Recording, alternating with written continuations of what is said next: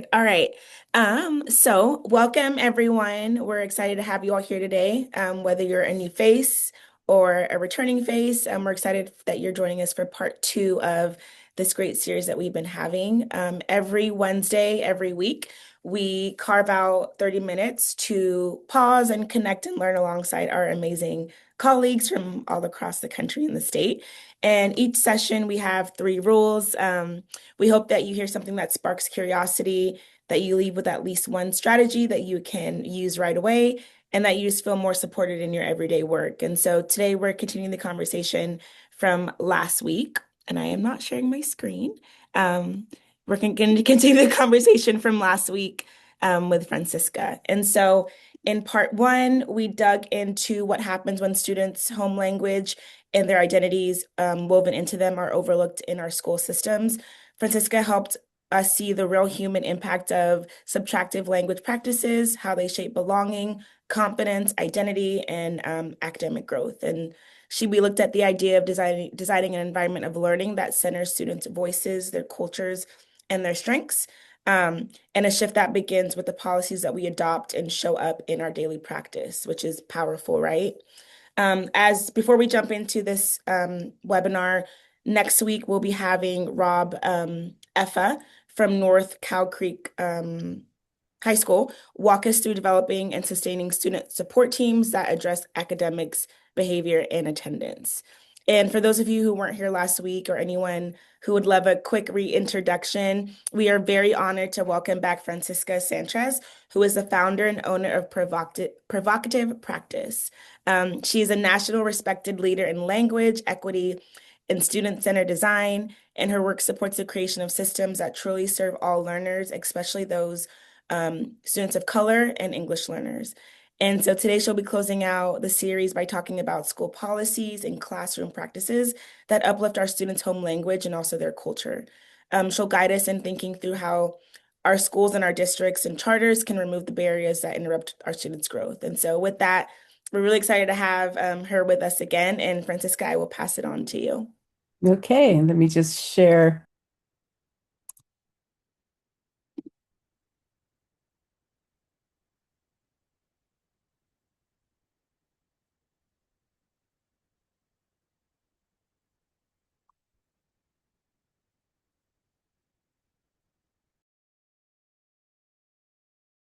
You're on mute. We can't see your, yeah, you're on mute. There you go.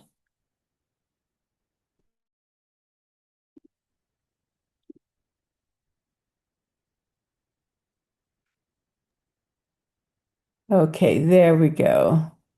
Are you able to see the slides though? Yeah, we can see it. Okay, very good. Thank you.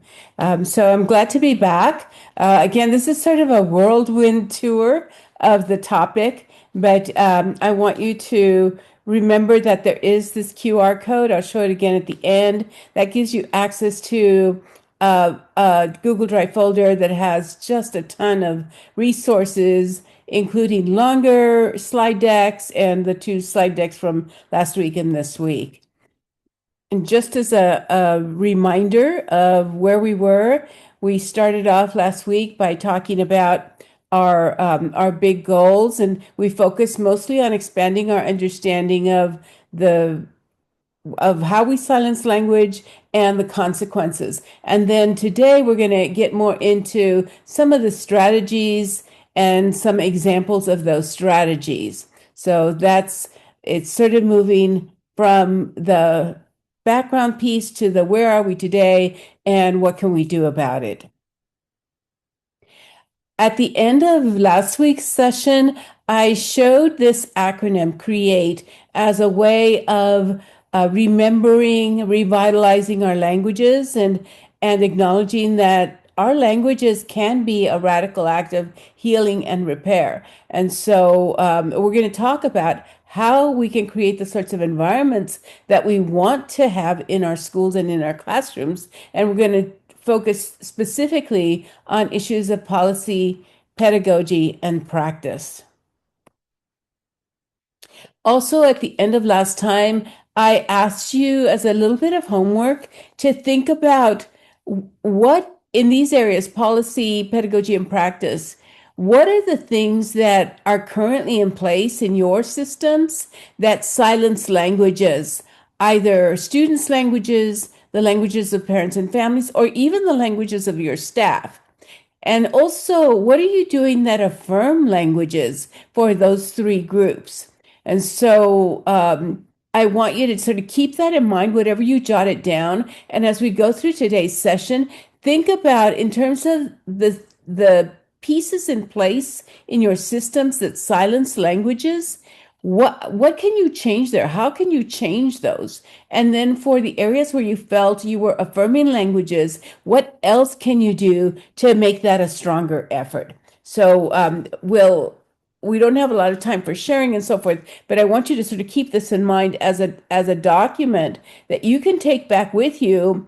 And every morning you can take a minute and sort of reflect on where are we with this? What else can we do today to affirm languages? So I'm going to just jump right into the policy area. Lots of times we think that policy is sort of something that other people do, but there are things that each one of us can do, whether it's at the classroom level or at the school level or at the district level. And what we do can really, if we're smart about it, can really affirm and center and validate and uplift our students and their languages. So the first thing we can do is start by making sure that we do have a policy in place that explicitly endorses language-friendly practices. So if you don't know if you have such a policy, then step one is to find out. And if you don't, to begin the process of creating one. And if you do, to take a look at it and make sure that it does reflect our what we know about best practice and about the current research. So as part of that policy work, you can also think about clarifying your vision for our students and then shifting those policies and practices from those that are rooted in monolingualism towards those that actually normalize multilingualism and that are much more inclusive and affirming for everybody at the school. So think about the vision that you have. Then the second thing, and I'm going to just highlight this because I think this is really something that every school should do as a bare minimum, and that's to adopt the language-friendly school approach. And if you haven't heard about language-friendly schools, I really encourage you to Google it, get on their website, and check out the resources that they have, and really how easy it is to become an official language-friendly school. So think of this as being the foundation for everything else that we do. Everybody can do this. Everybody should do it. One of the other things that you can do is sort of still in the policy realm, I think, and that's really focused on students is let students in on the opportunities to work within the policy realm. And you can do something, for example, like creating a student language, culture, and inclusion committee, where their role is to investigate all of the ways that they can make their schools more inclusive and more equitable in terms of language and cultures, as well as, of course, finding new ways to celebrate the linguistic and cultural diversity of their schools. And then the other thing I'll mention in terms of the policy piece is that one of the things that you can do to really operationalize those policies is to develop learner portraits that incorporate multilingualism as one of the key elements. So I'm not sure how many of you in your own schools and districts already have learner profiles, they're called learner profiles, learner portraits, portrait of a graduate. Those are all names for the same thing. And we know that more and more schools are recognizing the importance of multilingualism as a capacity that our students need to be able to thrive in our multilingual, interconnected, and increasingly complex global world. And so many districts are calling out multilingualism specifically in their portraits. And sometimes they do it as the element itself, and sometimes it's embedded within things like their communication elements or global readiness, equity, those types of things. Just one really great example is Oxnard School District. It's a K-8 California school district, and under the leadership of their former superintendent, they engaged the community in the design of a learner portrait. And then the current superintendent has continued that focus. And what they've done is they've actually, as a way of making this something real and concrete, they are on the road to making all of their 23 plus schools biliteracy schools. They've got about half of them already there. They're working on the other half. And under their strategic plan, which I and Ramon also helped facilitate that, they have also committed to becoming a district of official language friendly schools. So they're working on that implementation right now. So it'd be someplace to look. And then the last thing related to policy is that if we're talking about sort of describing, especially through a learner profile, what our students should know and be able to do, we really have to get into this business of defining what we mean by success for our students. And this is really critical because it's amazing when you ask people this question, they are just, caught off guard. They can't say much more than we want them to learn English, which is totally insufficient, right? So we've looked at the research, we've looked at the practice, the theory, and we've come up with 5 basic aspects of student success that we think should be available for all of our students. And the first has to do with identity and agency and making sure that our students develop healthy identities and they have this sense of welcome and belonging and voice. The second one is that students have the opportunity to fully develop their home language and the state language as a minimum. Of course, in our case, English is the state language.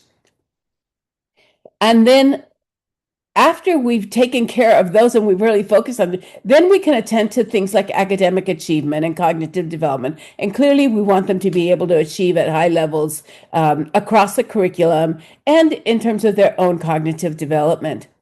The fourth area is that we want to make sure our students, when they leave us in high school, after high school, that they are prepared for a future that includes college, a career, and life, 21st century preparedness, because we want them to be able to maximize their post-secondary options.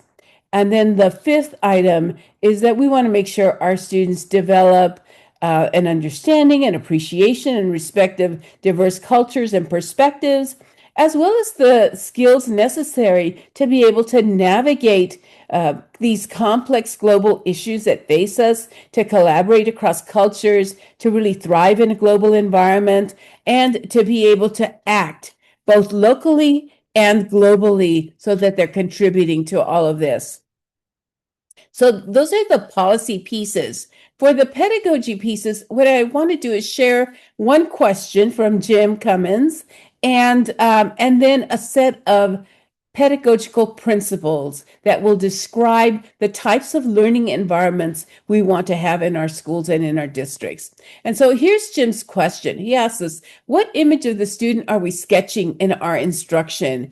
Do we actually believe and demonstrate it through the way we school our students? Do we believe that our students are capable of all of these things, not only of becoming bilingual and biliterate, but of being able to create, to imagine, to develop new literature and art, to generate new knowledge, all of those things? The bottom line question is, do we actually believe in the unlimited potential of our students? And so then we come to these 8 pedagogical principles that tell us what we need to do if that's the belief we want to support. And this is work that comes primarily from Jim Cummins and Yvette Jackson. Some of you may know one or both of those people, but if we want to create environments where students feel welcomed and safe, where they feel they belong, where they feel valued and affirmed, validated, then these are the things that we need to do. And so I'm just going to actually voice these 8 things because I think they're so important. And we can use them as a checklist, either ourselves in our classrooms or at a school leadership level, looking at the school overall and what's happening in each classroom. And the first one is that, of course, we need to identify, activate, and build on student strengths. That's an asset orientation, right? We need to affirm student identities by challenging the devaluation of the identities of minoritized students. We need to engage our students actively in the learning process, and this means that we have to amplify student voice. We have to create environments of enrichment rather than remediation that fully engage students' multilingual repertoires. Again, it sort of focuses on the asset orientation. We need to establish powerful relationships that nurture equity and success. And this is between teachers and students, but also between students and students. We need to situate learning in the lives of our students and connect what's happening in the classroom and in the school to their own lives. We have to be able to elicit what Yvette Jackson calls high intellectual performances that help connect students' identities to academic engagement. And that last piece comes from Jim. And then finally, we have to be able to address all of those prerequisites for learning that help that help our students do their best work. And we do that in part by incorporating pedagogical practices that challenge the coercive relations of power that often show up in our schools because they exist in our societies. So that's the pedagogical piece. And so then now I'm going to spend the rest of the time really talking about the practices.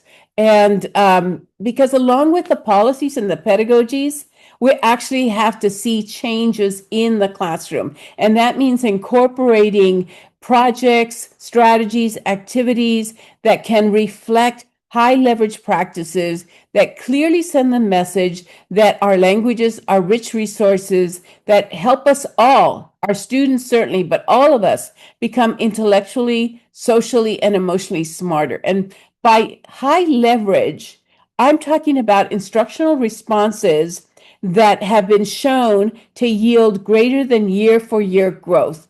Because not only is it critical that we maximize our students' engagement and progress, but we know that many of our students start out behind. And even if they're making year for year progress, it's not going to help them catch up.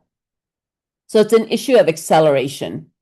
On the screen, I've just focused in on a set of these practices related to language and identity, but I'll just tell you that there are dozens and dozens and dozens of these type of high leverage practices. And I'll throw into the Google Drive folder just one graphic that shows just lots and lots of what these practices are, and they're categorized by the 8 essential pedagogical principles. So these practices really are part of what I had talked about earlier, this larger ecology of learning that we can implement in our schools and our practice and our communities. And the truth is that probably schools are already doing some of these things. They're just not doing probably enough, and they're not doing it with all the different groups of students that they're serving. But there is just an abundance of research from people like Jim Cummins, Yvette Jackson, John Hattie, and others that corroborate the power of affirming students' languages and identities in both accelerating and sustaining student engagement and student success. So I'm not going to read these out for you, but you have them here and you'll have them in the slide deck. So how do we do that then?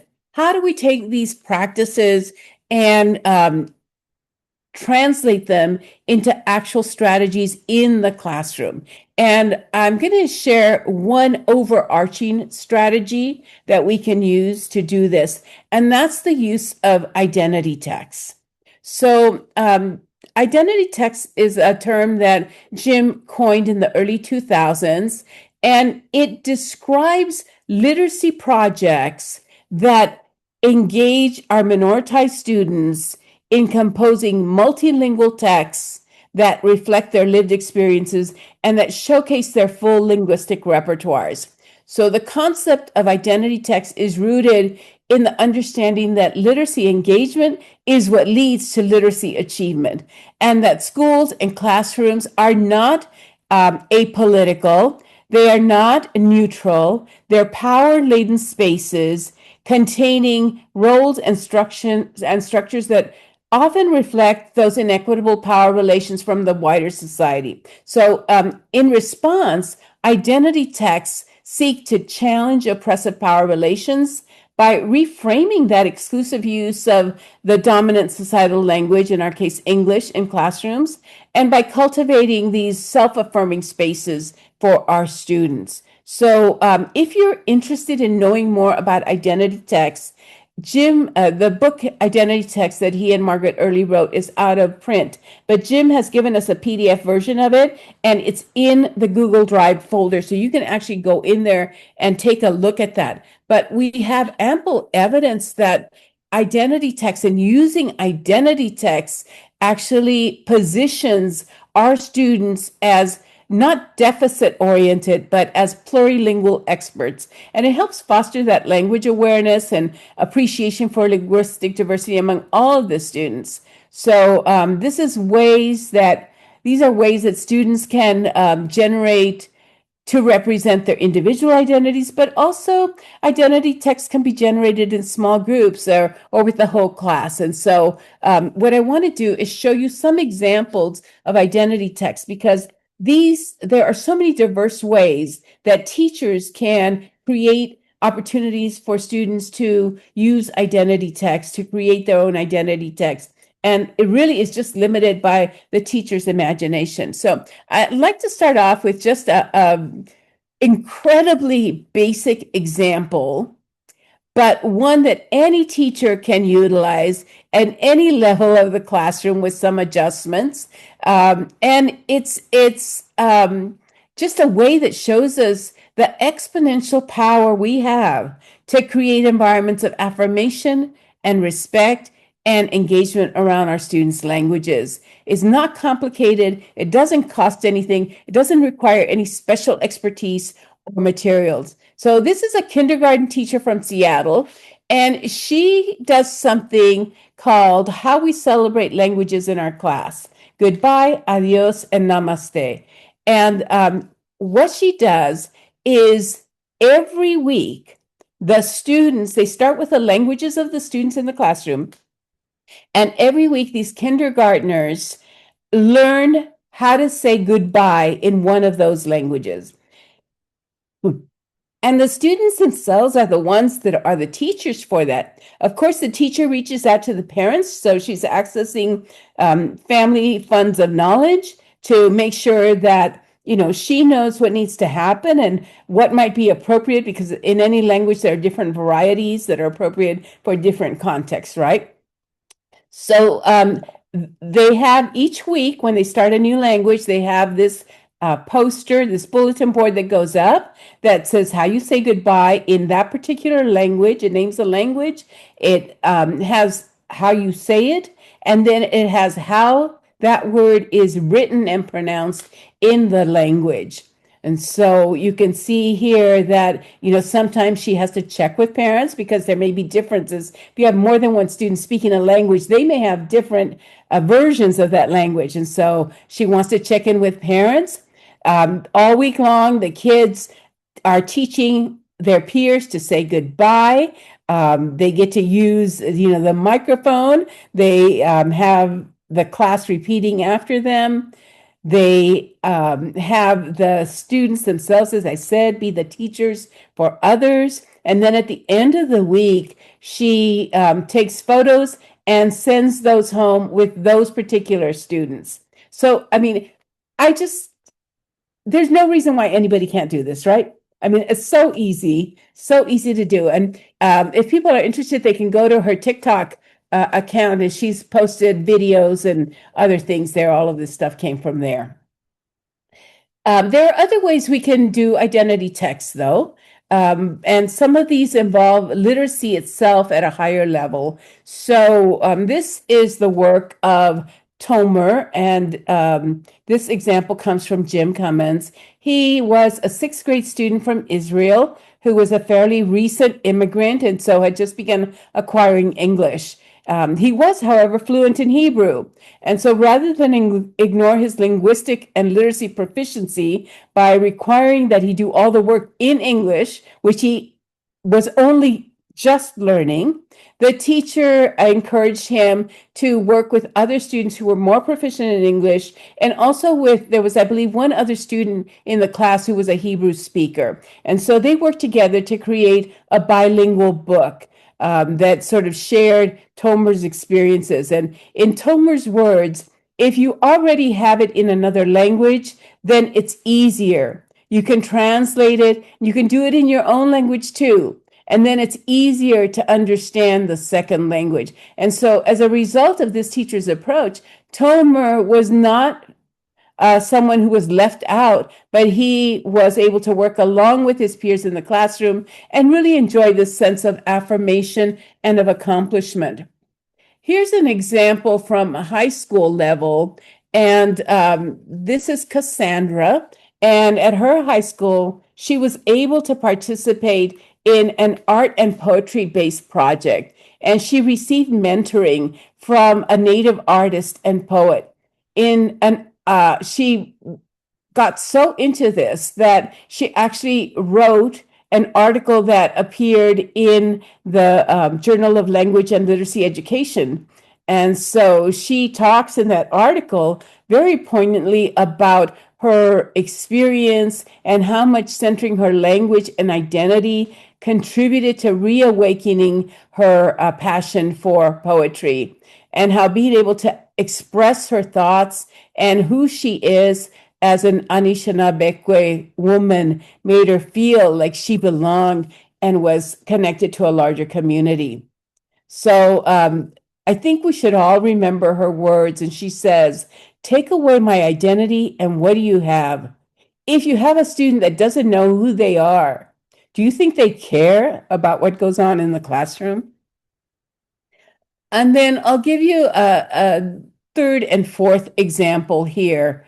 The first is the identity collage, and this also, both of these use the arts combined with literacy to allow students to just explain their languages and cultures through more than just English words, while at the same time addressing some of the academic content. So in the identity collage, the students start with just reflecting on the elements of their language and their identity that they want to feature. They pay attention to themes that might be emerging. They gather all sorts of materials. They experiment with color and texture and composition to be able to communicate their message most effectively and to create something that's visually appealing and meaningful. They also incorporate a variety of textual elements. They use quotes and phrases and sentences and just play with lots of the elements of design.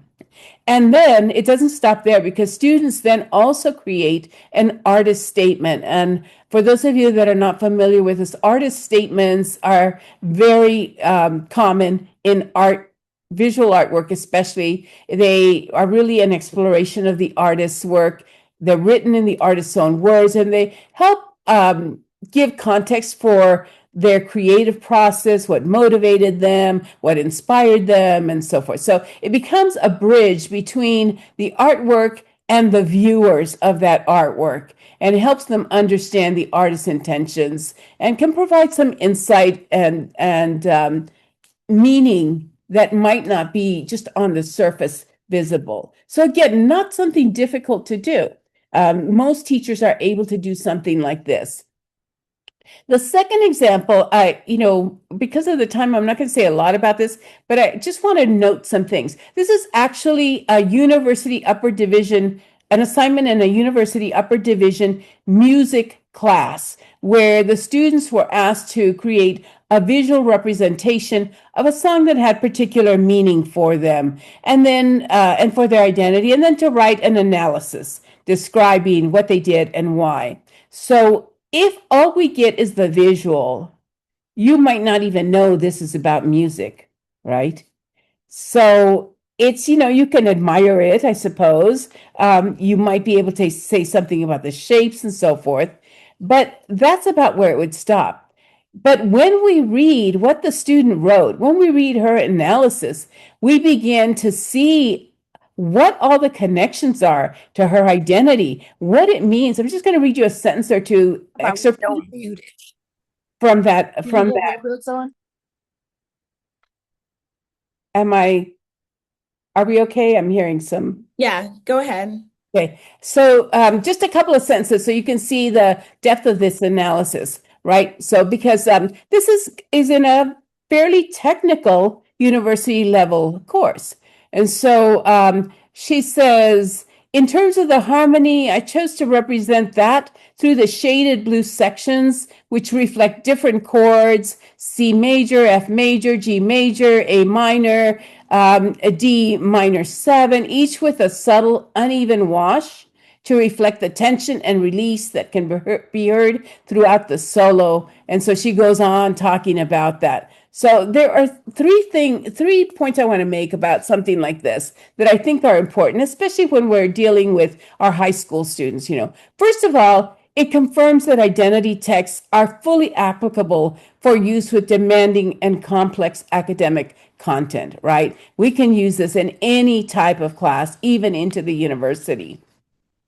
Secondly, it also, I think, underscores that our students are dealing with a high level of demanding specialized academic language, especially in high school, and that when the students are still learning English and they're having to deal with that, if we don't give them an opportunity to use their languages to tell us about what it is they're doing and to explain the meaning behind it, then we don't give them the chance to actually share with us the nuances of what they're learning and how they're expressing themselves. And most of our students would fail if they weren't able to do this in their own language or partly in their own language. And the third point is that as a result of engaging in this type of high level demanding task, that accommodates students' languages,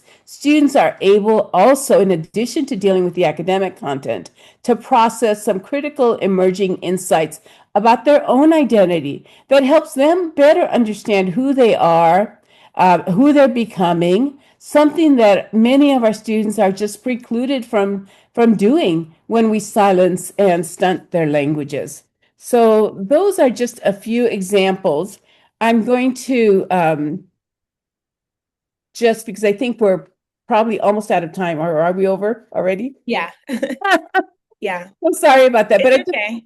I want to share with you that as a reflection, you can do this. You can think about the policy piece, the pedagogical both beliefs and principles, and then the practices to think about how you are centering students' languages, how you're uplifting their languages through those, and then think about what else you have to change so that what is happening becomes more and more language affirming. So when you go back to your own places, your own locales, you should really think about that because the truth is that we have a common goal. We want to make sure that our students are able to experience high quality learning. And the truth is that we haven't been able to do that yet for all students. And we cannot accomplish this goal if our policies and practices, despite our best intentions, result in silenced and marginalized lives. So it has to start with us. We have to recognize that we are addicted to a system that doesn't serve our students well. And the first step in addressing that addiction is to look inward, to look at ourselves so that we can actually recover from that. So I am going to stop there. Just remind you again about the Google Drive folder. And if you have any problems getting into it, please just email me and I'll connect you directly. Thank you so much, and I'm sorry for going over. No, you're fine. Thank you so much, Francisca. This webinar was great. The two parts were amazing, and I think you've left us with a lot to think about. And so we're going to continue to do the work. As Francisca said, we'll send an email of the recording and the presentation for you all to reference back. But with that, I know we're over time. With that, Francisca, thank you so much. Thank you, Pepper. Thank you, Ramon, for joining. And we're looking forward to seeing you all hopefully next week and hopefully having Francisca come back in 2026. But with that, happy Wednesday, you all. Enjoy the rest of your week, and we will see you next week.